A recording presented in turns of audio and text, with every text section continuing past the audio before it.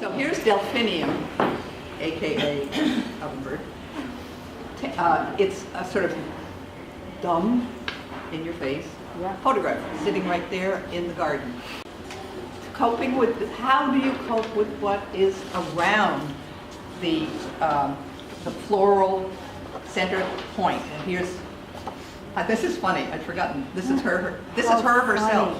This is from 1994, 40 by 60. It's a painting. Wow. And this is very typical. Not a photograph, right? You That's a see painting. the resolution of things behind. That's what I'm saying. Often pixelating the way a photograph does.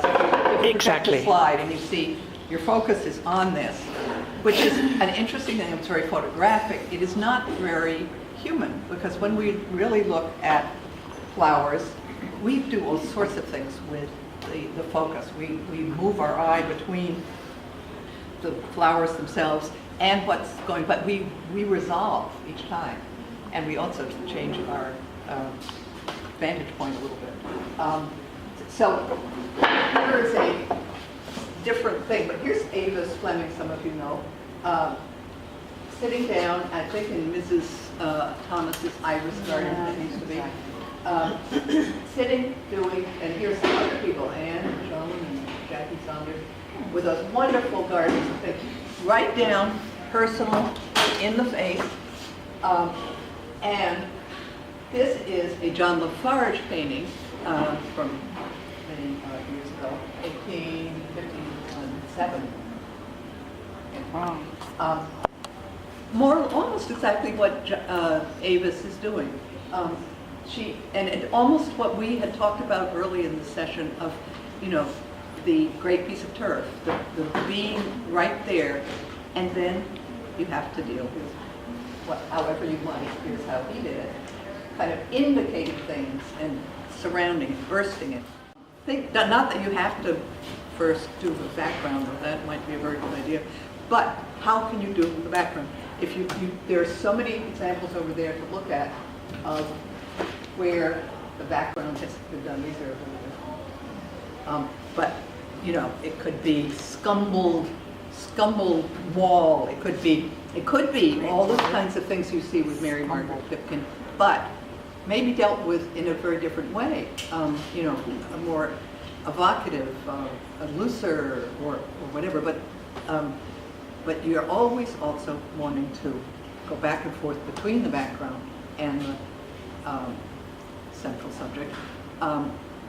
Either in that it's a very supporting thing, go back to last week's talking about grays, whatever week it was, could be, a subtle thing, could be a foil, or like this, Patricia Tobacco Forrester, who many of you will remember.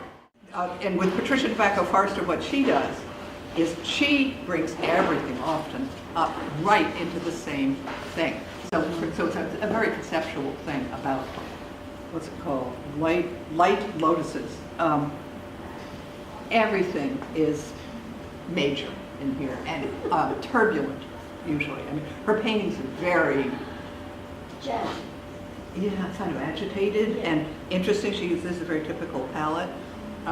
But she brings things and pulls them from other things. The only other thing I want to bring up is what I had so much fun with was playing with Sargent, and I brought a lot of Sargent. By copying, the thing that I got out of it is, I'm not trying to end up with a copy of a Sargent, clearly, but It's a pretty good one. well, Lord. actually, it's a good illustration of the One could argue. toned paper, too, because your light is coming from the toned paper, which is a yellowish. So that's also a tone paper that what he used? No, he did not. I decided I wanted to see what would happen. The only thing, and this has often true with Sargent, the light and shadow is a huge motif for him. And you often takeaway to me is always his whites. Oh my gosh.